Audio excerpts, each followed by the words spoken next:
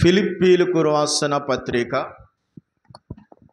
ఫిలిప్పీలకు రాసిన పత్రిక 2వ అధ్యాయం 25వ వచనము నుండి 30వ వచనం వరకు మనం ఈరోజు చదువుకుందాం. ఫిలిప్పీలకు రాసిన పత్రిక 2వ అధ్యాయం 25వ వచనము నుండి 30వ వచనం వరకు ఒకరు చదివి దయచేసి వినిపిస్తారు. లేకపోతే అందరము కలిపి మనం చదువుకుందాం. అందరము కలిపి చదువుకుందాం. నా తోటి యోధుడును మీ దూతయు నా అవసరమునకు ఉపచరించువాడునైన ఎపఫ్రోదితును మీ యొద్దకు పంపుట అగత్యమని నేను అనుకుంటుని. అతడు రోగి ఆయనని మీరు వింటిరి గనుక అతడు మిమ్మల్ని అందరినీ చూడ మిగుల అపేక్షించువాడై విచారపడుచుండెను.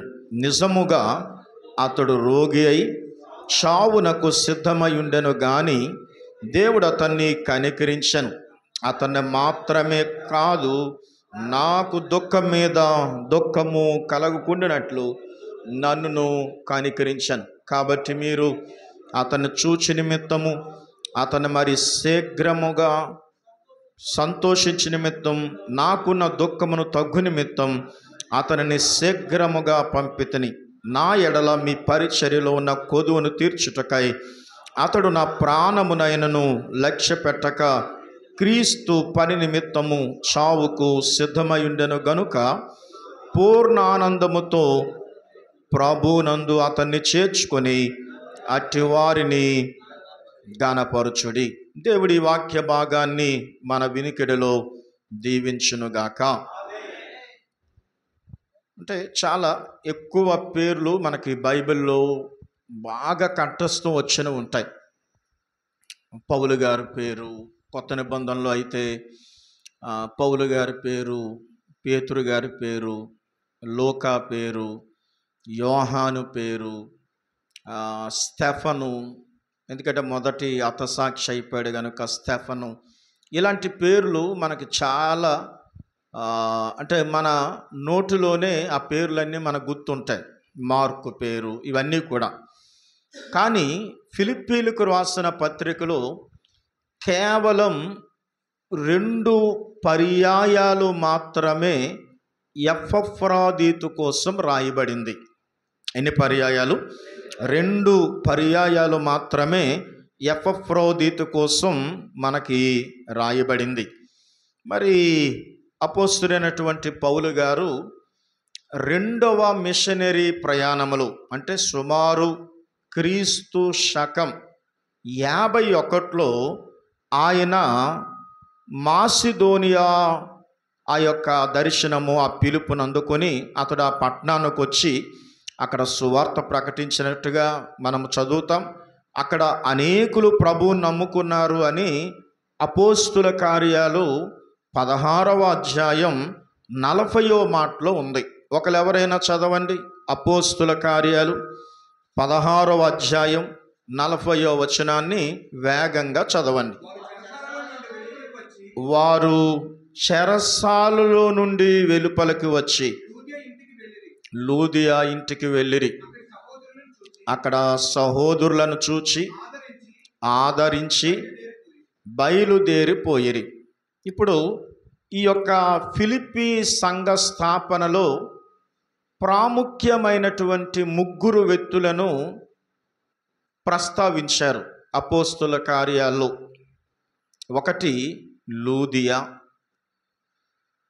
ఆ తర్వాత పుతోను అనే దయ్యము బట్టినటువంటి ఒక బాలిక, 3 చెరసాల నాయకుడు. ఎవరు చెప్పండి? చెరసాల నాయకుడు. ఈ ఎపఫ్రోదితు ఫిలిప్పు పట్టణంలో పుట్టి పెరిగాడు. అంటే పెరిగినవాడు కాదు, కానీ ఫిలిప్పీ 1:13 ప్రకారం మనం చూస్తే ప్రేతోరియము అనే ఒక సేన కనబడుతుంది. ఫిలిప్పీలకు రాసిన పత్రిక 1వ అధ్యాయం 13వ మాటలో ప్రేతోరియము అనే ఒక సేన కనబడుతుంది. చదవండి ఆ మాట. ఏలయనగా నా బంధకములను క్రీస్తు నిమిత్తమే కలిగినవని ప్రేతోరియము అను సేనలోని వారందరికీ తక్కిన వారికి స్పష్టమాయెను. అంటే ఈ ప్రేతోరియము అనే సేన కోసం మనం చాలాసార్లు విన్నాం. వీళ్ళు రోజుకి 8 గంటలే పనిచేస్తారని, వీళ్ళు స్పెషల్ ఫోర్స్కు చెందినటువంటి వారని మనం విన్నాం. ఈయన కూడా చరిత్ర ప్రకారం ఆ ప్రేతోరియము అనే సేనలో ఈయన ఒక సైనికుడిగా పనిచేసేవాడు. అంటే ఒక కమాండోగా పనిచేసేవాడు. ఆ రోజుల్లో ఇలాంటి స్పెషల్ ఫోర్స్లో పనిచేసిన వాళ్ళకి కొంత టైంకి రిటైర్ అయిపోతారు. ఇప్పుడు మన అనిల్ ఎలాగైతే రిటైర్ అయిపోయాడో, ఈ స్పెషల్ ఫోర్స్లో ఉన్న వాళ్ళకి కొంత టైంకి రిటైర్మెంట్ ఇచ్చేస్తారు. వాళ్ళు రిటైర్ అయిపోయిన తర్వాత ఆ రోమా గవర్నమెంట్ ఏం చేసేది అంటే, రిటైర్ అయ్యాక వాళ్ళకు కొన్ని భూములు ఇచ్చేది.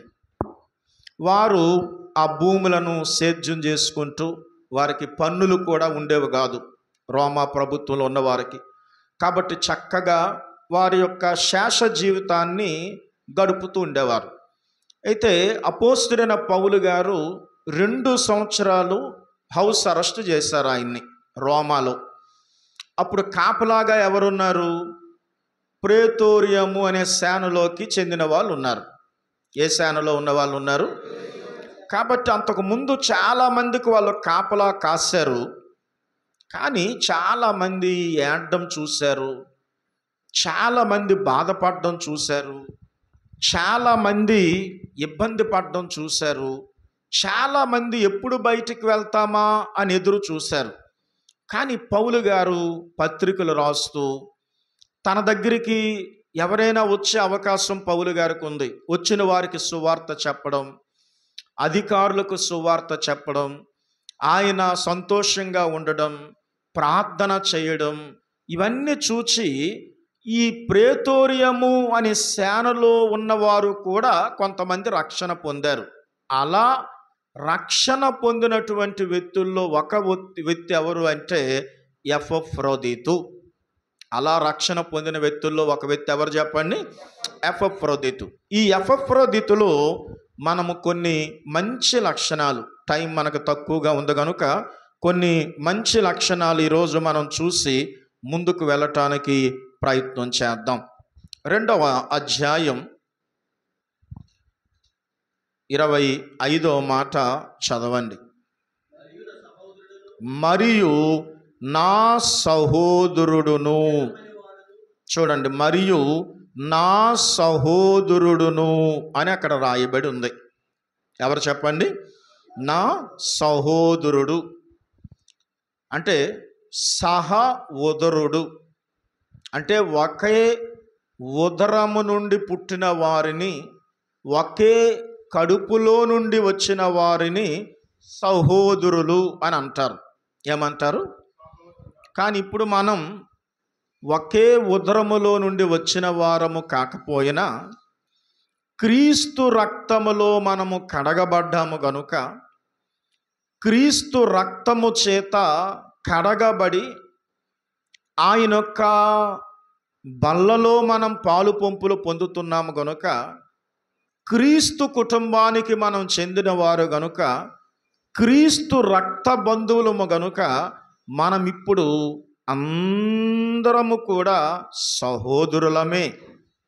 అంటే అపోస్తుడైనటువంటి పౌలు గారికి ఎపఫ్రోదితు ఏమయ్యాడు అంటే సహోదరుడు అయ్యాడు. ఏమయ్యాడు చెప్పండి? సహోదరుడు అయినట్టుగా మనం చూస్తూ ఉన్నాం. ఏమయ్యాడు? రోమీయులకు రాసిన పత్రిక 10వ అధ్యాయం, రోమీయులకు రాసిన పత్రిక 10వ అధ్యాయం 1వ మాట, సహోదరులారా ఇశ్రాయేలీలు రక్షణ పొందవలెనని నా హృదయ అభిలాషయు వారి విషయమై నేను దేవునికి చేయు ప్రార్థన ఉన్నది. అలాగే 9వ అధ్యాయం 3వ వచనం, పరిశుద్ధాత్మయందు నా మనస్సాక్షి నాతో కూడా సాక్ష్యమిచ్చుచున్నది, సాధ్యమైన ఎడల దేహ సంబంధులైన నా సహోదరుల కొరకు అంటున్నాడు. ఇంకొక మాట కూడా చూద్దాం. తిమోతికి రాసిన మొదటి పత్రిక 5వ అధ్యాయం 1-2 మాటలు. వృద్ధుని గద్దెంపక తండ్రిగా భావించి అతన్ని హెచ్చరించుము, అన్నదమ్ములని యవనులను,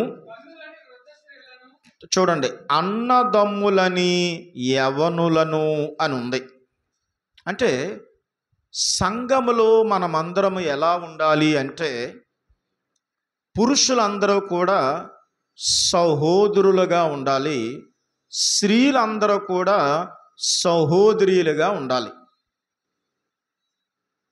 అంటే సంఘములో మనమందరం ఒక కుటుంబానికి చెందిన వారం, మనమందరం సహోదరులం, మనమందరం సహోదరీలం. మనమందరం ఎవరు చెప్పండి? సహోదరీలం అన్నటువంటి భావము సంఘములో ప్రతి ఒక్కరికి కలగాలి. కొన్ని సంఘాల్లో స్టెప్స్ ఉంటాయన్నమాట, ఇందాక అంకుల్ గారు చెప్పినట్టు. అంటే ఆ పైనుండి కింద వరకు స్టెప్స్ ఉంటాయి. మోడలేటర్ ఉంటారు, ఆ తర్వాత ఏమో రైట్ రెవరెండ్ ఉంటారు, తర్వాత బిషప్, అంటే బిషప్ మామూలుగా చెప్తున్నాను, బిషప్ ఉంటారు, ఆ తర్వాత రైట్ రెవరెండ్ ఉంటారు, తర్వాత రెవరెండ్ ఉంటారు, తర్వాత ఇలా కేటగిరీలు చాలా సంఘాల్లో ఉంటాయి. వారి బట్టల్లో కూడా అంటే తేడా ఉంటుంది.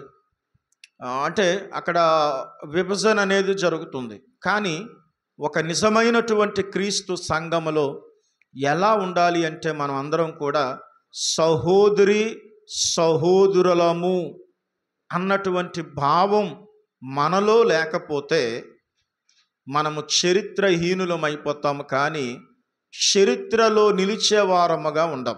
ఎపఫ్రోదితు స్వయంగా పౌలు గారే మన సహోదరుడు అని పిలుస్తున్నాడు. ఏమని పిలుస్తున్నాడు అంటే, ఇప్పుడు మనం ఎలా ఉండాలి? సహోదరులముగా ఉండాలి. మనల్ని మనం సంఘములో హెచ్చించుకోవడం, సంఘము కంటే మనం ఏదో అతీతులమని, సంఘము కంటే మనం ఏదో గొప్పవారమని మనం అనుకోవడం చాలా పెద్ద పొరపాటు. కాబట్టి మనం అందరము కూడా సహోదర భావముతో మెసులుకోవలసినటువంటి అవసరత ఎంతో ఉంది. కాబట్టి అక్కడ మొదటి మాట ఏముంది? సహోదరులు. రెండవ మాట, అతడు నా జత పనివాడు అని ఉంది. ఏమని ఉంది చెప్పండి? అతడు నాతో నా జత పనివాడు. అంటే ఎపఫ్రోదితు పౌలుతో కలిసి పని చేశాడు. అంటే పౌలుతో కలిసి పని చేశాడు. మీరు ఇంకొక మాట చూడాలి అనుకుంటే 2వ అధ్యాయం 12వ మాట ఒక్కసారి చదవండి. ఫిలిప్పి 2:12. నా ఎదుట ఉన్నప్పుడు మాత్రమే కాక మరి ఎక్కువగా నేను మీతో లేని ఈ కాలమందును భయముతోనూ వణుకుతోనూ మీ సొంత రక్షణను కొనసాగించుడి. ఈ మాటల్లో ఒక భావం అనేది మనకు కనబడుతుంది. మొన్న చేశాను, నిన్న చేశాను, ఈవేళ చేస్తాను, రేపు చేస్తాను, ప్రతిరోజు నేను చేయగలను అని చెప్పడము కాదు, పని చేసి తీరాలి అన్న భావం మనకు కనబడుతుంది. జత పనివాడు అంటే, ఇంతకు ముందంతా నేను చేయలేదా, నిన్నటి వరకు నేను చేయలేదా, ఈరోజు నేను చేయలేదా, రేపు నేను చెయ్యనా అని కాదు.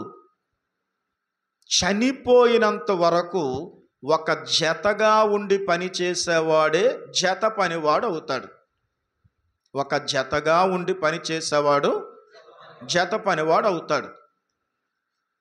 అంటే ఇప్పుడు పౌలు గారితో జతగా ఉండి, కలిసి ఉండి, పక్కన ఉండి, పక్కనే ఉండి ఎపఫ్రోదితు దేవుని సేవలో పాలు పొందాడు గనుక ఒక మంచి బిరుదిస్తున్నాడు, నా జత పనివాడు అని. ఏమంటున్నాడు? నా జత పనివాడు. పావురానికి ఒక లక్షణం ఉంటుందట. అది ఇంకొక పావురముతో జత కట్టాక ఆ పావురముతోనే ఉంటుందంట. ఒకవేళ ఆ రెండవ పావురం చనిపోయినా, ఆ రెండవ పావురం ఒకవేళ దారి తప్పిపోయేటైనా వెళ్ళిపోయినా, పిల్లుల్లాంటి చిన్న చిన్న జంతువుల ఆ పావురాన్ని ఒకవేళ చంపేసిన, ఇది మూలుగుతూ ఉంటుంది తప్ప చనిపోయినంత వరకు ఇంకొక పావురముతో జత కట్టదంట. ఇంకొక పావురముతో జత కట్టదు. రాత్రి కూడా చిన్న ఉదాహరణ చెప్పాను. చిన్న ఉదాహరణ. ఆ ఉదాహరణలో చాలా అర్థం ఉంది. ఏంటి అర్థం అంటే, మీకు అందరికి కూడా తాళం తెలుసు. మన భాషలో తాళం కప్ప అంటారు, అంతేనా? తాళం తెలుసు. ఇప్పుడు మనం ఇక్కడ తాళం వేసాం, ఒక గాడ్రేజ్ తాళం వేసాం. అది విజయ్ గారి దగ్గర ఉంది, దాని కీ. ఈలోపు వెంకట్రావు వచ్చి ఇంకో కీ పట్టుకుని వచ్చాడు, అది తీశాడు. కానీ ఆ యొక్క తాళం తెరుచుకోదు. రామకృష్ణ వచ్చాడు, ఇంకో కీ పెట్టి చూశాడు, కానీ ఆ తాళం తెరుచుకోదు. అర్థమవుతుందా? శంకర్రావు గారు వచ్చారు, ఇంకో కీ పట్టుకుని వచ్చారు, కానీ ఆ తాళం ఏమవ్వదు, తెరుచుకోదు. రహీం గారు వచ్చారు, ఇంకో కీ పట్టుకుని వచ్చారు, కానీ ఆ తాళం ఏమవ్వదు, తెరుచుకోదు. అప్పుడు ఏం చేస్తారు అంటే, లోపలికి వెళ్ళడం ఒకవేళ ఎమర్జెన్సీ అయితే ఈ తాళం ఎలాగా రాదు గనుక సుత్తి పట్టుకొని రండి అని, లేదా పెద్ద రాయి తీసుకొని రండి అని ఆ సుత్తి పట్టుకొని ఆ తాళం గప్పని చితక్కొడతారు, పగలగొడతారు. పగలగొట్టడానికైనా దెబ్బలు తినడానికైనా అది ఇష్టపడుతుంది తప్ప వేరొక తాళముతో తెరుచుకోవడానికి ఇష్టపడదు. అర్థమవుతుందా? అది ముక్కలు అవ్వడానికి ఇష్టపడుతుంది, దెబ్బలు తినడానికి ఇష్టపడుతుంది, నొత్తలబడ్డానికి ఇష్టపడుతుంది, పీస్ అయిపోవడానికి ఇష్టపడుతుంది. కానీ వేరే తాళము పెడితే అది తెరుచుకోవడానికి ఇష్టపడదు. ఎందుకంటే దాని జత అది కాదు. ఏదైతే తనకు జతగా ఉందో దాంతోనే అది ఓపెన్ అవుతుంది. అలాగే నువ్వు కూడా జత కట్టవలసింది, జతగా ఉండవలసింది ఎవరితోనంటే నీకు ఇష్టమైన వారితో, సంఘ వ్యతిరేకమైన వారితో, లేకపోతే అసత్యములో ఉన్నవారితో కాదు. మన సహోదరులతో. పౌలు గారితో ఎపఫ్రోదితు ఎలాగైతే జతగా ఉన్నాడో మనమందరము కూడా అలా జతగా ఉండి దేవుని సేవ చేస్తే ఎపఫ్రోదితు వలె చరిత్రలో నిలిచిపోతాం. ఎపఫ్రోదితు వలె చరిత్రలో మనం ఏం చేస్తాం చెప్పండి? నిలిచిపోతాం. కాబట్టి ఎపఫ్రోదితు ఒక జతగా ఉన్నాడు. మూడవది అక్కడ ఏమని ఉందంటే, నా తోటి యోధుడు అని ఉంది. చెప్పండి, ఏమనుంది? నా తోటి యోధుడు. యోధుడు అంటే ఎడతగని ప్రమాద పరిస్థితుల్లో పనిలో నిమగ్నమై ఉండేవాడు, ఎలాంటి సమస్యలు వచ్చినా అధిగమించేవాడు. క్రీస్తు సైన్యములో ఒక క్రీస్తుకు మంచి సైనికుడిగా ఉండేవాడిని క్రీస్తు యోధుడు అంటారు. తిమోతికి రాసిన రెండవ పత్రిక, తిమోతికి రాసిన రెండవ పత్రిక 2వ అధ్యాయం 3-4 వచనాలు. క్రీస్తు యేసు యొక్క మంచి సైనికుని వలె నాతో కూడా శ్రమలను అనుభవించుము. సైనికుడై ఉండువాడు ఎవడును యుద్ధమునకు పోవునప్పుడు తన్ను దండులో చేర్చుకున్న వారిని సంతోష పెట్టవలనని ఈ జీవన వ్యాపారములో చిక్కుకొనడు. అంటే ఒక నిజమైన యోధుడు ఎలా ఉంటాడు అంటే క్రీస్తు యేసు యొక్క మంచి సైనికుని వలె నాతో కూడా శ్రమలు అనుభవించు. అంటే క్రైస్తవ జీవితంలో క్రైస్తవ శ్రమతో కూడినటువంటిది. సేవ అంత సులువు కాదు. సేవ శ్రమతో కూడినది. మానసికమైన శ్రమ ఉంటుంది, శారీరకమైన శ్రమ ఉంటుంది, కొన్నిసార్లు ఆత్మీయంగా మనము శ్రమ పడాలి, శారీరకంగా నలిగిపోవాలి. శారీరకంగా ఏం చేయాలి? మనం నలిగిపోవాలి. కొన్నిసార్లు ఆర్థికముగా కూడా ఆయా పరిస్థితులు గుండా మనం వెళ్ళాలి. దేవుని వాక్యం మనకి ఏమని సెలవిస్తుంది అంటే క్రీస్తు యేసు యొక్క మంచి సైనికుని వలె శ్రమపడుము అని ఉంది. ఎంతోమంది భక్తుల కోసం మీరు విన్నారు. రిచర్డ్ ఊంబ్రాండ్ గారి కోసం విన్నారు. ఆయన ఎంత శ్రమ పొంది సేవ చేశాడో. 14 సంవత్సరాలు ఆయన జైల్లో ఉన్నాడు. జైల్లో ఉంటే బయటకు వస్తే కన్నులు కూడా కనబడలేదు. చీకటికి ఆయన కన్నులు అలవాటైపోయి. ఇలాంటి వాళ్ళు ఎంతోమంది భక్తుల యొక్క చరిత్ర విన్నారు. ఎంతోమంది భక్తుల యొక్క చరిత్రలు మీరు విన్నారు. కాబట్టి క్రీస్తు యేసు యొక్క మంచి సైనికుని వలె ఏమనుభవించాలి? మనం శ్రమలను అనుభవించాలి. ఆ శ్రమలను అనుభవించి ఎవరైతే శ్రమల్లో నిలబడి శ్రమ పొందుట నాకు మేలాయను అని చెప్పుతూ క్రీస్తు శ్రమలను మనం అనుభవించినప్పుడు, మనము అపోస్తుల వలె సంతోషించినప్పుడు, అపోస్తుల కార్యాల్లో వారు అవమానం పొంది సంతోషించిరి అని ఉంది. చూడండి, అపోస్తుల కార్యాలు 4వ అధ్యాయం అపోస్తుల కార్యాలు చదవండి.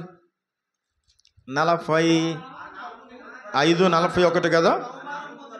ఆ నామము కొరకు అవమానము పొందుటకు పాత్రులమని ఎంచబడినందున వారు సంతోషించుచు మహాసభ యొద్ద నుండి వెళ్ళిపోయిరి. అంటే అవమాన పడేక తలదించుకోవాలి మనం. ఎందుకంటే మనిషికి అవమానము అనేది చాలా కష్టం అనిపిస్తుంది. ఏమి లేదు, మనం ఏదైనా ఒక మాట అంటే అందరూ నవ్వారు అనుకోండి, మనకు ఆ మాట ఎంతో బాధ అనిపిస్తుంది. నేను ఆడిన మాటకు వాళ్ళు నవ్వారు అని. అంటే అవమానము అనేది మనకు చాలా కష్టం అనిపిస్తుంది. 10 మందిలో పొగిడితే మనకి ఎంతో సంతోషం అనిపిస్తుంది, కానీ 10 మందిలో ఎవరైనా ఏదైనా మాట అంటే బాధ అనిపిస్తుంది. అక్కడ వాళ్ళు అవమానం పొంది క్రీస్తు నిమిత్తము అవమానాన్ని పొందడానికి దేవుడు మమ్మల్ని పాత్రులుగా చేశాడు, ఇది ఎంత భాగ్యమో అని వాళ్ళు ఏం చేశారు అంటే, గౌరనాయుడు వినాలి, సంతోషించుచు అక్కడి నుంచి వెళ్ళిపోయారని ఉంది. ఏం చేశారు? సంతోషిస్తూ. అంటే ఒక సేవకుడు, ఒక పరిచారకుడు సహోదరుడుగా ఉండాలి. రెండవది జత పనివాడిగా, అంటే ఒక జతగా ఉండి ఆ యొక్క కలిసి పనిచేసే అనుభవంతో ఉండాలి. మూడవది యోధుడుగా ఉండాలి. నాలుగవది అక్కడ ఆయన కోసం అతడు మీ దూత అంటున్నాడు. అక్కడ ఏమంటున్నాడు? అతడు మీ యొక్క దూత అని ఇందాక మనం చదువుకున్న మాటల్లో రాయబడి ఉంది. దూత అంటే ఏంటి? దూత, నా ఎడమ వైపు ఉన్న వాళ్ళు చెప్పండి, దూత అంటే ఏంటి? దూత అంటే వర్తమానికుడు, మెసెంజర్ అంటాం మనం. ఏమంటాం మనం? మెసెంజర్. అంటే మనం ఏమంటామంటే నేను కబురు పంపించానండి, లేకపోతే వర్తమానం పంపించాను, లేకపోతే కబురు పెట్టాను, ఒక ఆయన మన తరపున చెప్పడానికి వెళ్ళాడు, ఒక ఆయన మాట్లాడడానికి వెళ్ళాడు అని చెప్తాం కదా. వార్తాహరుడను దూత అంటారు. ఏమంటారు చెప్పండి? వార్తాహరుడిని ఏమంటారు? దూత అని అంటారు. అంటే ఇప్పుడు మనము యాకోబు కోసం చదివితే ఇలా రాయబడి ఉంది. ఆదికాండం 32వ అధ్యాయం 3-4 వచనాలు చదవండి. 34వ అధ్యాయం 3-4 వచనాలు. యాకోబు ఎదోము దేశమున అనగా సేయీరు దేశములోనున్న తన సహోదరుడైన ఏసావునొద్దకు దూతలను తనకు ముందుగా పంపి. ఎవరిని పంపాడు? 6వ మాట. ఆ దూతలు యాకోబునొద్దకు తిరిగి వచ్చి అని చూస్తున్నాం. అంటే ఫిలిప్పీ సంఘము చేత రోమా చెరసాల్లో ఉన్న పౌలుకి ఒక సంరక్షణ ప్యాకేజీని ఈ దూత ద్వారా పంపిస్తున్నారు. అంటే సంఘానికి పౌలుకి మధ్యలో దూతగా పనిచేశాడు ఎపఫ్రోదీతు. సంఘానికి పౌలు గారికి మధ్యలో దూతగా పనిచేశాడు. సంఘము పంపించింది, పౌలు గారికి ఇచ్చాడు. అర్థమవుతుందండి? అంటే ఇప్పుడు మనము కూడా ఏం చేయాలి? వార్తాహరులుగా ఉండాలి.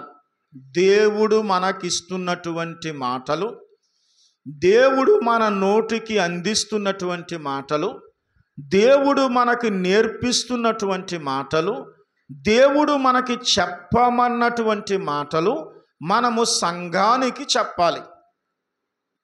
అది మన యొక్క పని. ఏంటి మన పని? దేవుడు ఏదైతే చెప్పమన్నాడో, దేవుడు ఏదైతే మనకు వినిపించమన్నాడో ఆ విషయాలు మనము సంఘానికి ఏం చేయాలి? చెప్పాలి.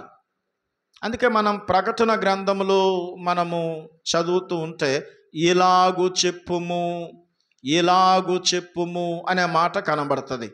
ఏమని? ఇలాగు చెప్పుము, ఇలాగు చెప్పుము అని ఉంటుంది. అంటే ఇప్పుడు మనం ఏం చేయాలి అంటే దేవుడు చెప్పిన మాటల్ని సంఘానికి తెలియచేయాలి. అవి శ్రేష్టమైనవి, అవి మంచివి, అవి బుద్ధి తెచ్చేవి, వెండి బంగారముల కంటే విలువైనవి. కాబట్టి ఆ మాటలను మనము బోధిస్తే దేవుని దూతలుగా ఉంటాం. మనం దేవునికి ఎలా ఉంటాం? మనం దూతలుగా ఉంటాం. మరి మనము దూతలుగా, వర్తమానికులుగా ఉన్నామా? చెడ్డ కబుర్లను చెప్పేవారముగా ఉన్నామా?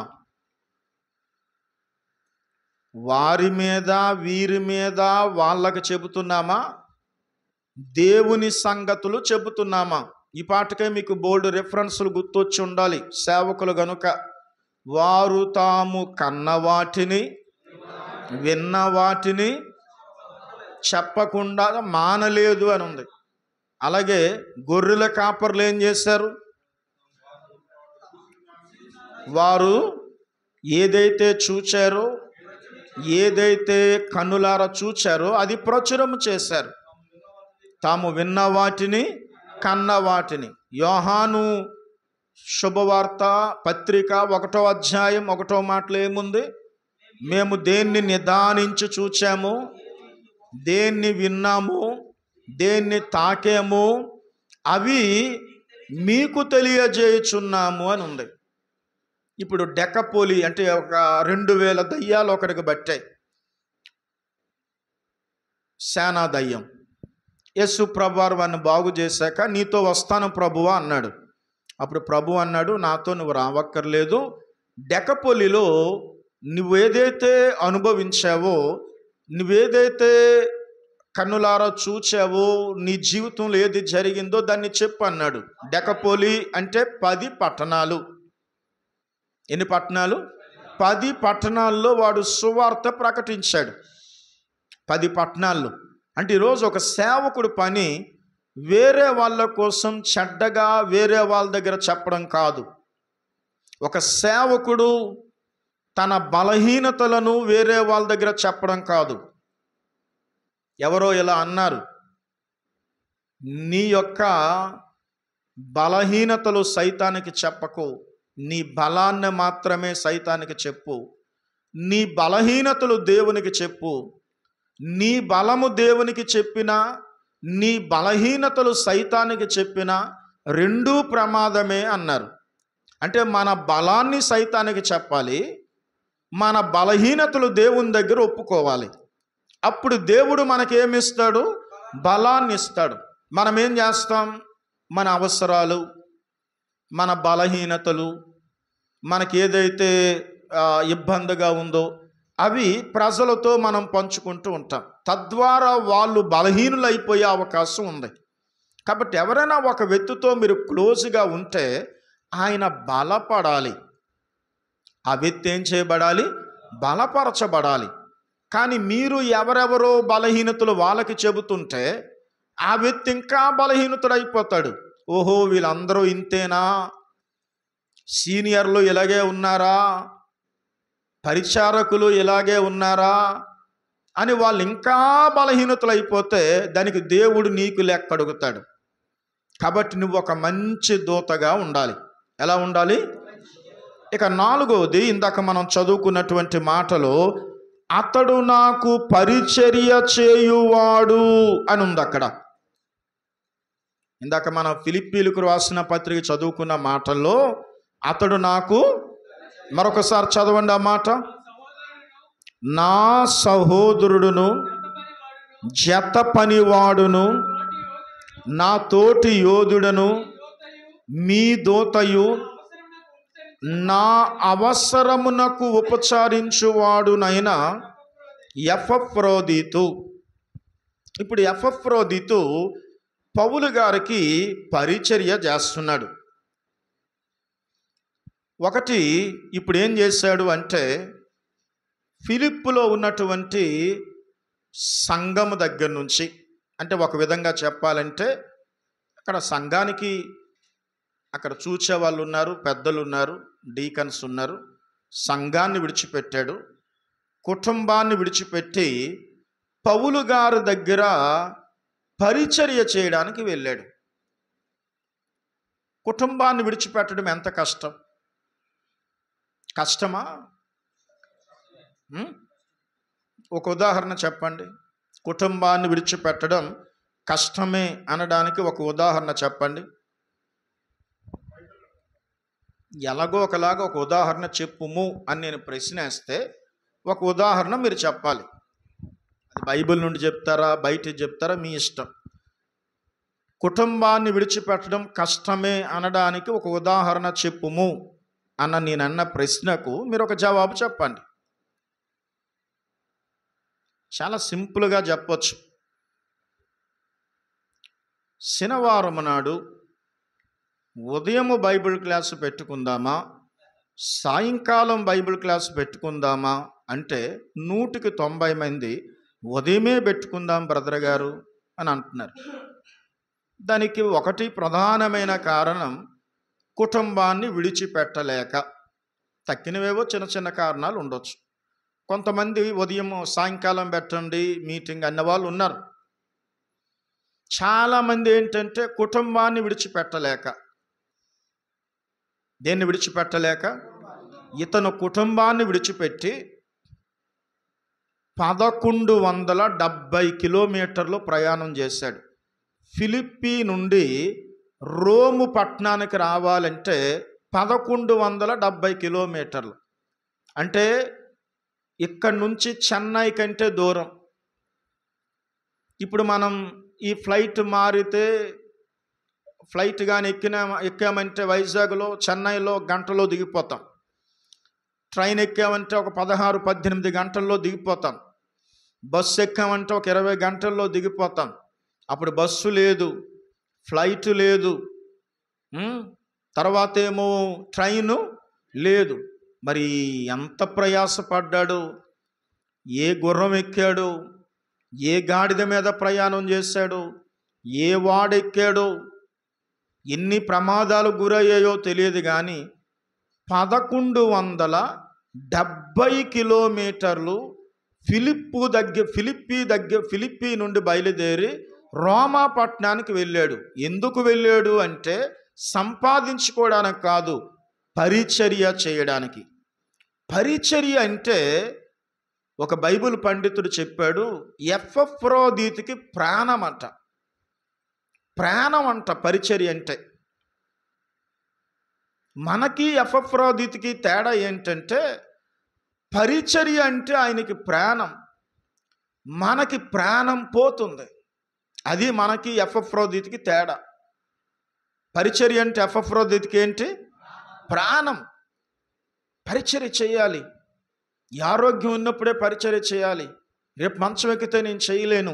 ఈ శక్తి ఉన్నప్పుడే వాడబడాలి, ఈ బలం ఉన్నప్పుడే వాడబడాలి, ఈ టైం ఉన్నప్పుడే వాడబడాలి. నా బలం దేవుని కోసం ఖర్చు అవ్వాలి, నా యొక్క ఆరోగ్యం దేవుని కోసం ఖర్చు అవ్వాలి, దేవుని చేతిలో మంచి నమ్మకమైన సేవకుడు అనిపించుకోవాలి. నా యొక్క శరీరం క్షీణించిపోయిన నా అంతరంగ పురుషుడు దినదినం ఏం చేయబడాలి? నూతనపరచబడాలి. ఎలాగైనా నేను దేవుని చేతిలో వాడబడాలి. పరిచర్య అక్కడ ఉందంట, పరిచర్య ఇక్కడ జరుగుతుందంట, పరిచర్య అక్కడ జరుగుతుందట అని. పరిచర్య అంటే ప్రాణం పెట్టేయాలన్నమాట పరిచర్య అంటే. కానీ ఈరోజు పరిచర్య అంటే చాలా మందికి ప్రాణం పోతుంది.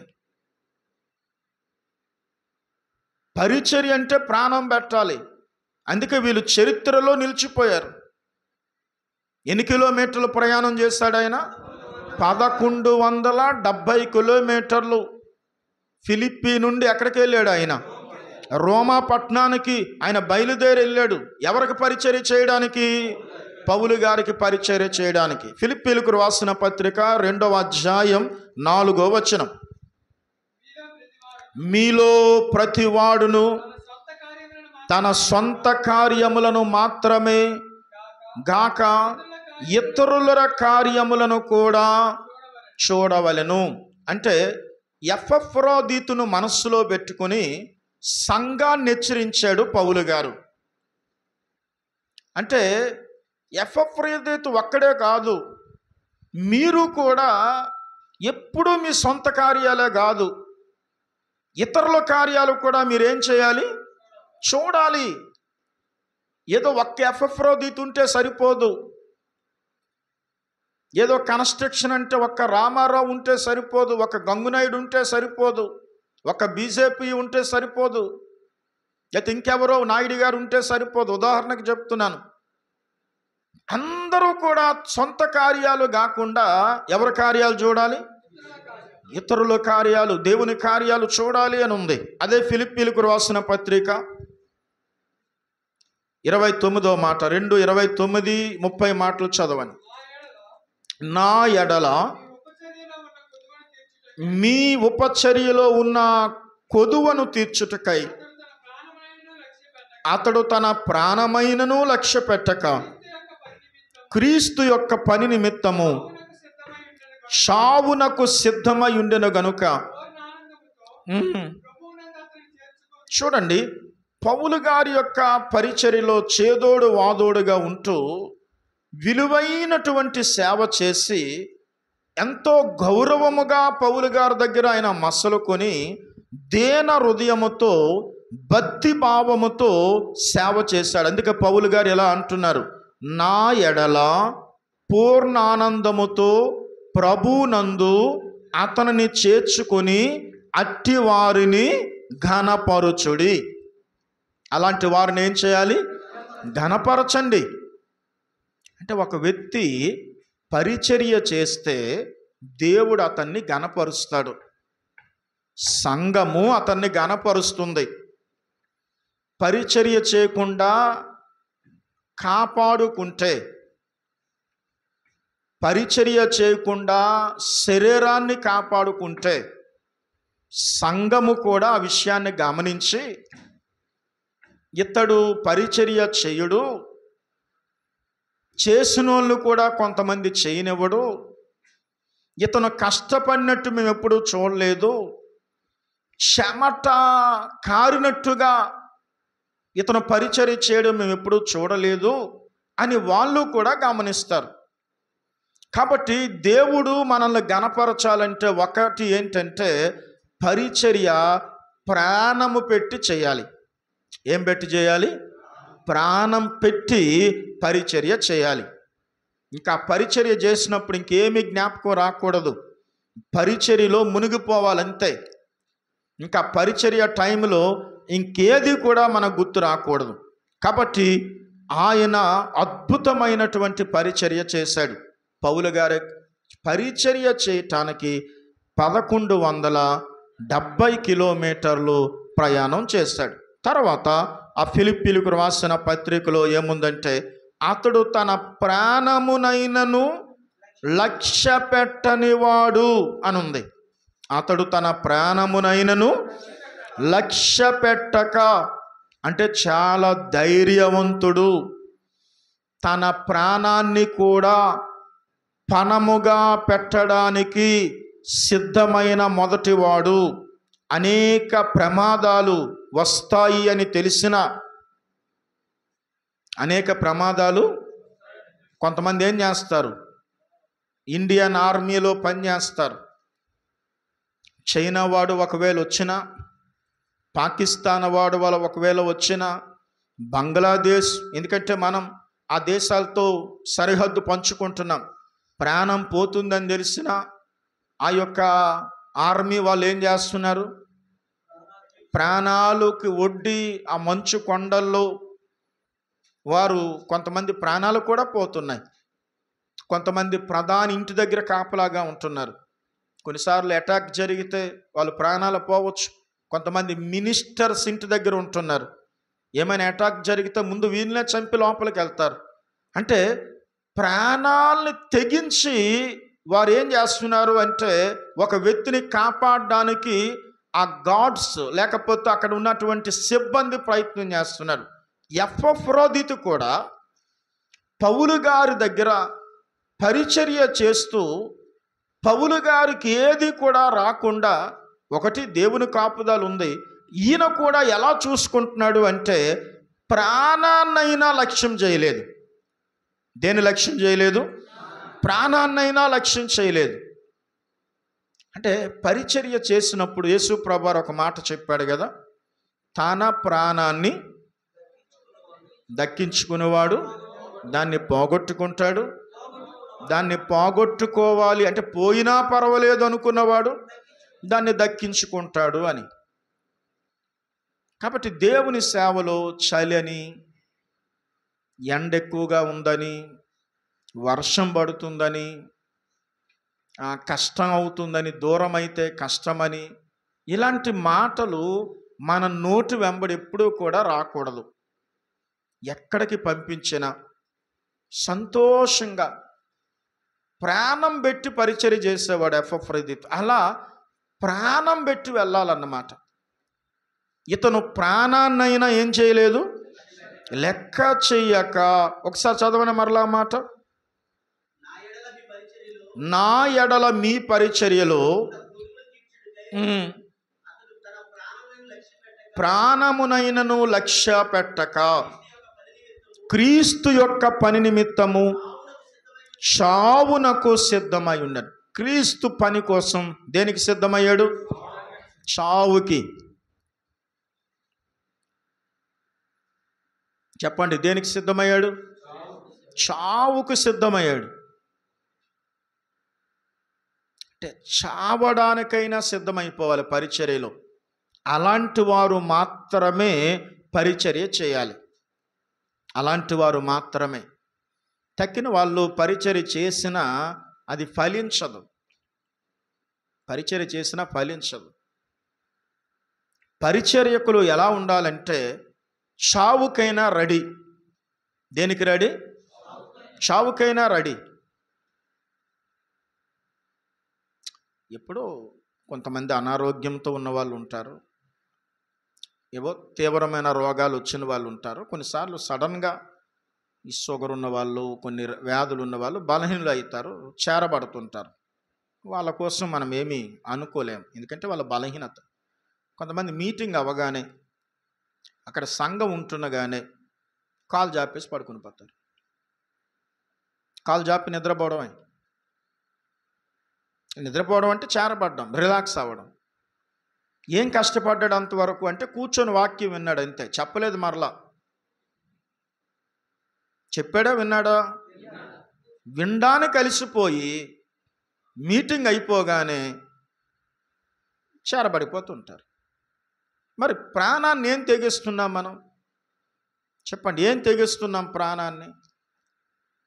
వారు క్రీస్తు పని నిమిత్తము తన ప్రాణాన్ని ఎపఫ్రోదితు చావడానికి రెడీ. ముందుండేవాడు చావడానికి. ఏదైనా పర్లేదు దేవుని కోసం, దేవుని కోసం దేనికైనా రెడీ, చావడానికైనా రెడీ. దేనికి రెడీ? చావడానికైనా రెడీ. హతసాక్షులు అయిపోతే ఇంకా శ్రేష్టమైన పునరుత్థానం వస్తుంది అని ఆయన చావడానికి కూడా రెడీ అయిపోయేవాడు. దేనికి రెడీ అయ్యేవాడు? చావడానికైనా రెడీ అయిపోయేవాడు. తర్వాత అతనిలో ఉన్న మంచి గుణం ఏంటంటే 4వ అధ్యాయం ఫిలిప్పీలకు రాసిన పత్రిక 18వ వచనం, మీరు పంపిన వస్తువులు ఎపఫ్రోదితు వలన పుచ్చుకొని ఏమీయూ తక్కువ లేక ఉన్నాను. ఏలయనగా 16వ మాట, దెస్సలోనికలో కూడా మీరు మాటి మాటికి నా అవసరము తీర్చుటకు సహాయము చేసిరి. అలాగే 4:19 చదవండి. కాగా దేవుడు తన ఐశ్వర్యము చెప్పున క్రీస్తు యేసునందు మహిమలో మీ ప్రతి అవసరమును తీర్చును. అంటే ఈయన ఏం చేశాడు అంటే, మీరు పంపిన వస్తువులను ఎపఫ్రోదితు వలన పుచ్చుకొని ఏమీయూ తక్కువ లేకుండా ఉన్నాను. అలాగే ఏలయనగా దెస్సలోనికలో కూడా మీరు మాటి మాటికి నా అవసరము తీర్చుటకు సహాయము చేసిరి అని ఉంది. అంటే ఈయన ధనము, వస్తువులు విషయములో నమ్మకముగా ఉన్నాడు. ఈయనతో ధనం పంపిస్తే ధనాన్ని పౌలు గారి చేతిలో పెట్టేవాడు. ధనాన్ని ఇచ్చారనుకోండి, చేతిలో పెట్టారనుకోండి, చేతిలో పెడితే నేను కూడా జత పనివాడినే కదా, నేను కూడా ప్రాణానికి తెగించాను కదా, నేను కూడా 1170 కిలోమీటర్లు ప్రయాణం చేశాను కదా, నేను కూడా దేవుని పని చేస్తున్నాను కదా, నాకు కూడా అర్హత ఉంది కదా, వాళ్ళు నా చేతిలోనే పెట్టారు కదా అని తన సొంతానికి వాడుకోకుండా పౌలు గారికి ఇమ్మన్నారు వాళ్ళు. కాబట్టి పౌలు గారికి ఇవ్వాలి అని ధనాన్ని తీసుకొచ్చి పౌలు గారికి ఇచ్చేవాడు. కొన్ని వస్తువులు ఇచ్చారు ఆ సంఘస్థులు. మరి అన్ని మంచి వస్తువులు ఇచ్చారో తెలియదు కానీ చాలా మెచ్చుకుంటున్నాడు పౌలు గారు. నాకేమీ కొదువు లేదు, కానీ మీరు పంపినటువంటి వస్తువులు ఎపఫ్రోదితు వలన పుచ్చుకున్నాను, అవి దేవునికి ఇంపైన సువాసన, మనోహరం. ఎంతో సంతోషపడుతున్నాడు. ఇంపైన సువాసన, మనోహరమై ఉన్నాయి. అప్పుడు ఈ మాట అంటున్నాడు, కాగా క్రీస్తు యేసు మహిమలో మీ ప్రతి అవసరము ఆయన తీరుస్తాడు అని. అంటే ధనము విషయములో, వస్తువుల విషయములో నమ్మకముగా ఉన్నాడు. అంటే ఒక పరిచారకుడికి నమ్మకత్వం చాలా అవసరం. ఏమవసరమండి? నమ్మకత్వం చాలా అవసరం. ఒక పరిచర్య చేసేవాడికి నమ్మకత్వం చాలా అవసరం.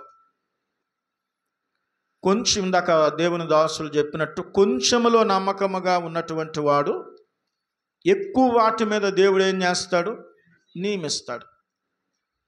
కొంచెములోనే మనం నమ్మకంగా లేకపోతే ఏదో సామె చెప్పినట్టు ఉంటుంది. మన ప్రాంతంలో ఒక సామెత ఉంది, పురుట్లోనే దయ్యం కొట్టింది అని. అంటే కొంచెం కొంచెం విషయంలోనే మీరు నమ్మకత్వంగా లేకపోతే, నమ్మకమైన వారుగా లేకపోతే ఎక్కువ వాటి మీద మనల్ని ఎవరు నియమిస్తారు? కాబట్టి ఈయన నమ్మకమైన వాడు. డబ్బు విషయంలో, వస్తువుల విషయంలో ఎలాంటి వాడు చెప్పండి? నమ్మకమైన వాడు అని చూస్తున్నాం. లోకా శుభవార్త 16వ అధ్యాయం 10-11 మాటలు. మిక్కిలి కొంచెములో నమ్మకముగా ఉండువాడు ఎక్కువలోనూ నమ్మకముగా ఉండును. మిక్కిలి కొంచెములో అన్యాయముగా ఉండువాడు ఎక్కువలోనూ అన్యాయముగా ఉండును. కాబట్టి మీరు అన్యాయపు సిరి విషయములో నమ్మకముగా ఉండని ఎడల సత్యమైన ధనమును ఎవరు మీ వశము చేయును అని ఉంది.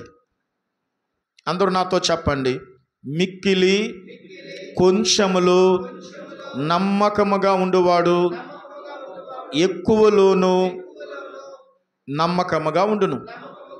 మిక్కిలి కొంచెములో అన్యాయముగా ఉండువాడు ఎక్కువలోనూ అన్యాయముగా ఉండును. కాబట్టి మీరు అన్యాయపు సిరి విషయములో నమ్మకముగా ఉండని ఎడల సత్యమైన ధనమును ఎవరు మీ వశము చేయుదురు? అంటే సత్యమైన ధనము కావాలంటే అన్యాయపు సిరి విషయములో నమ్మకముగా ఉండాలి. అన్యాయపు సిరి విషయం, మన దగ్గరున్న సిరి అంటే డబ్బు అన్యాయమైనది. అది ఈరోజు నీ దగ్గర ఉండొచ్చు, రేపు ఇంకో దగ్గరికి వెళ్ళిపోవచ్చు. అది అన్యాయపు డబ్బు, అది అన్యాయం. ఈ అన్యాయపు డబ్బుల విషయంలోనే మనం నమ్మకంగా లేకపోతే సత్యమైన ధనం నీకు ఎవరిస్తారు అని ఉంది. ఏ ధనం? కాబట్టి సత్యమైన ధనము కావాలంటే మనకి ఏం అవసరం? నమ్మకం అవసరం. తర్వాత పేతురు రాసిన మొదటి పత్రిక 3వ అధ్యాయం 13వ వచనం. మీరు మంచి విషయములో ఆసక్తి గలవారైతే మీకు హాని చేయువాడెవడు? మీరొకవేళ నీతి నిమిత్తము శ్రమపడినను మీరు ధన్యులే. చాలు. మీరు మంచి విషయములో ఆసక్తి గలవారైతే మీకు హాని చేయువాడెవడు అని ఉంది. అంటే నమ్మకముగా ఉండే సేవకునికి, విశ్వాసకి ఏ దయ్యము కూడా హాని చేయలేదు. దయ్యము కూడా హాని చేయలేదు. ఏం హాని చేయలేదు? అక్కడ ఏముంది? మీరు మంచి విషయములో ఆసక్తి గలవారైతే మీకు హాని చేయగలవాడు ఎవడు? అంటే చిల్లం కూడా హాని చేయగలడా? చేయలేడు. దయ్యాలు హాని చేయగలవా? చేయలేవు. అయితే మనం ఏం చేయాలి? మంచి విషయాల్లో ఆసక్తిగా ఉండి నమ్మకముగా ఉండాలి. ఎలా ఉండాలి? నమ్మకస్తులు 2 రకాలు. నమ్మకమైన వారిని 2 రకాలుగా విభజించవచ్చు. ఏంటో చెప్తారా? ఒకటి నిజమైన నమ్మకస్తులు, ఒకటి. రెండవది నమ్మకస్తులుగా ఉంటున్నట్టు నటిస్తున్న వాళ్ళు. 2 రకాలు. ఒకటి నిజమైన నమ్మకస్తులు, రెండవది నిజమైన వారుగా ఉండి నటించేవారు. ఇప్పుడు ఎపఫ్రదీతు ఎలాంటి వాడు? నిజమైన నమ్మకస్తుడు. హెబ్రీయులకు రాసిన పత్రిక 2వ అధ్యాయం 3-5 వరకు చదువుకుంటే మోషే దేవుని ఇల్లంతట్లో నమ్మకమైన వాడు అని ఉంది. ఎవరు చెప్పండి? మోషే ఇల్లంతట్లో ఎవరు? నమ్మకమైన వాడు. అంటే కుటుంబ సంబంధాల విషయంలో నమ్మకంగా ఉండాలి. కుటుంబ సంబంధాల విషయంలో ఎలా ఉండాలి? నమ్మకంగా ఉండాలి. కొంతమంది ఏం చేస్తుంటారు అంటే, ఏ ఎండకు ఆ గొడుగు పట్టేస్తుంటారు. చెప్పండి, ఏ ఎండకు? ఇప్పుడు గోడలకు పగుళ్ళు వచ్చాయంటే అర్థం ఏంటి? పెద్ద పెద్ద పగుళ్ళు ఉన్నాయంటే పునాది సరిగ్గా లేదు అని అర్థం. అంటే మనం కొన్ని విషయాల్లో నమ్మకముగా లేము అంటే మనం ఒకసారి నెమరు వేసుకోవాల్సినటువంటి పరిస్థితి ఉంది. బైబిల్లో పునాది సత్యాలు కొన్ని ఉన్నాయి. అందుకే మరలా ఆ పునాది వెయ్యక అని ఉంది. ఏ పునాది? అది ఏ పునాది? ఆస్త నిక్షేపణ, మారు మనస్సు, మృతుల పునరుత్థానము, దేవుని అందలి విశ్వాసమును, బాప్టిసమును గురించి బోధయు, ఆస్త నిక్షేపణమును, మృతుల పునరుత్థానమును, నిత్యమైన తీర్పును అను పునాది మరలా వేయక అని ఉంది. కాబట్టి ఒక పరిచారకుడు ఏం చేయాలంటే, కుటుంబ విషయం కావచ్చు, ఆర్థిక విషయాలు కావచ్చు, అన్ని విషయాల్లో దేవుడు అతని దగ్గర నుంచి నమ్మకత్వాన్ని కోరుతున్నాడు. దేన్ని కోరుతున్నాడు? నమ్మకత్వాన్ని కోరుతున్నాడు. ఇందాక నేను చెప్పిన ఉదాహరణ గుర్తుపెట్టుకోండి. ఒక మంచి తాళం దాని కీతో తప్ప దేనితో కూడా తెరవదు. మనం కూడా నమ్మకమైన వారుగా ఉండాలి. అది దేవుడు కోరుతున్నటువంటి సత్యం. క్రీస్తు పని నిమిత్తం ఆయన ఏమి చేయడానికి సిద్ధమయ్యాడు? చావునకు కూడా సిద్ధమయ్యాడు. 7 విషయాలు చూసాం మనం. ఎపఫ్రోదితు జీవితంలో నుంచి 7 విషయాలు. ఏంటయ్యి? 1 సహోదరుడుగా ఉన్నాడు. 2 జత పనివాడుగా ఉన్నాడు. 3 యోధుడుగా ఉన్నాడు. 4 దూతగా, మంచి వార్తాహరుడుగా ఉన్నాడు. 4 5వది మంచి పరిచారకుడు. 6వది దేవుని పని నిమిత్తం చావడానికి కూడా సిద్ధమయ్యాడు.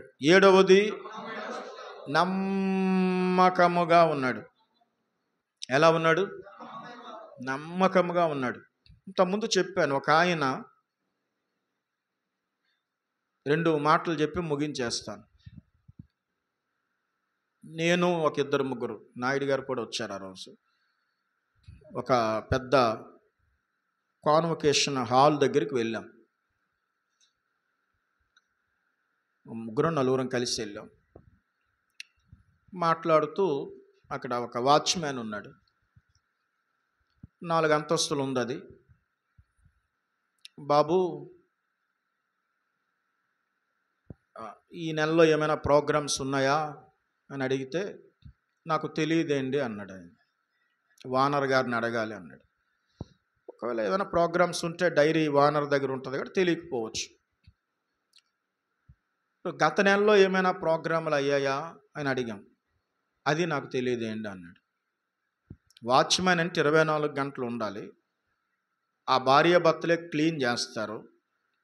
ఆ భార్య భర్తలే అంటే ఆ భర్త వెళ్ళి మీటర్ రీడింగ్ చూస్తాడు. మీటరు రీడింగ్ చూసి ఇన్ని యూనిట్లు అయిందని డబ్బులు వసూలు చేస్తాడు. అవంతా నీట్గా ఉందా లేకపోతే ఏమైనా ఎక్కడైనా విరిచారా అని చూడవలసిన బాధ్యత అయిందే. ఎన్ని అయ్యాయో తెలుసా తెలియదా? అక్కడే 24 గంటలు డ్యూటీ. అంటే వానర్ చెప్పాడన్నమాట, ఎవరు అడిగినా నాకు తెలియదని చెప్పు. వానర్ చెప్పిన మాటే పాటిస్తున్నాడు, నాకు తెలియదు. ఇంకొక ఆయన సుమారు 35 సంవత్సరాలు బట్టి ఒక ఆయన దగ్గర పనిచేస్తున్నాడు, ఒక డాక్టర్ గారి ఇంట్లో. 35 సంవత్సరాలు బట్టి వాళ్ళ ఇంట్లో ఒక మెంబర్ లాగే ఉంటాడు. చాలా మంచివాడు ఆయన. ఓ రోజు ఆయన నేను కలిసి మాట్లాడుతున్నప్పుడు నా దగ్గరికి ఎందుకో వచ్చాడు. డాక్టర్ గారు కనబడుతుంటారు కానీ ఆ పిల్లలు కనబడరు. ఎంతమంది అండి ఆయన పిల్లలు అంటే 2 పిల్లలేండి అన్నాడు. ఏం చేస్తున్నారు అంటే నాకు తెలియదండి. ఎక్కడున్నారు అది నాకు తెలియదండి. ఆ ఇంటి విషయాలు నాకు అనవసరం అండి. ఆ ఇంటి విషయాలు నేను పట్టించుకోనండి. ఆ ఇంటి విషయాలు మనకు అనవసరం అండి. నా పనేదో నేను వెళ్తాను. నాకు ఏ పని చెప్తారో అది చేస్తాను. వాళ్ళ ఇంట్లో ఏం జరుగుతుంది, వారింట్లో వాళ్ళ తమ్ముడికి అన్నకి పడుతుందా లేదా, ఇలాంటివి నేను ఎప్పుడు నాకు అనవసరం అండి. నా పని నేను చేస్తున్నాను. అందుకే 35 సంవత్సరాలుగా వాళ్ళ ఇంట్లో ఉన్నాడు. మనమేంటంటే కోటకి